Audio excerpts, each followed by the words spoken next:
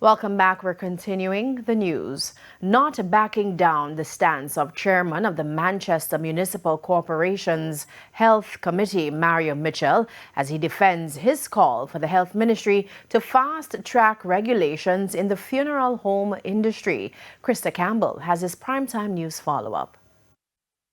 If you open a bar, there are regulations for that bar. If you open a restaurant, there are regulations. The funeral home sector must be regulated, and there have been too many persons just come in because you have an idea or you want to eat a food. Chairman of the Health Committee at the Manchester Municipal Corporation, Mario Mitchell, doubling down on the need for regulation in the funeral home industry. Since his call at last month's Health Committee meeting for the Health Ministry to fast-track regulations for the sector, he says he has faced backlash from some funeral home directors, but he's not backing down.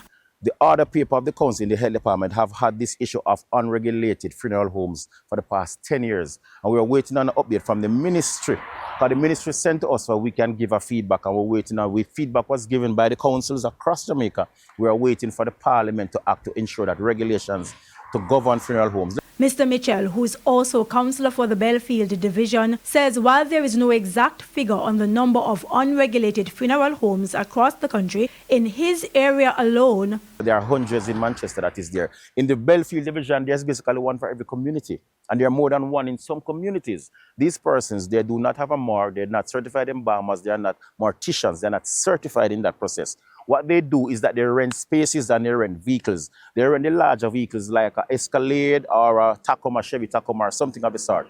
They even rent the space so they can store the body. And that is the case of the gentleman in Williamsfield, that his body was moved to Clarendon. And what the process is that once they get the body, they go quickly to embalm and to rush the process going forward. That Williamsfield incident had to do with a man who recently died, allegedly after hitting his head during a fall. The government person who's responsible for taking bodies in Manchester is Lynn's Funeral Home. The unregulated funeral homes, one of them went to the scene and took the body from the home. The family made a request to have the body moved to Lynn's. That wasn't done, and they were having a pushback getting the body. They wanted to start an autopsy so they could find out exactly what was the cause of death of that person. When they finally got the body, after many pushback and even the police getting involved, what the funeral home did was to embalm the person before. But he stressed that the issues with unregulated funeral homes goes back even further, and even health authorities have their own concerns. There was a funeral a couple years ago. After the funeral, there was pandemonium because the funeral director never wanted the family to have a last look so they could see their deceased loved one.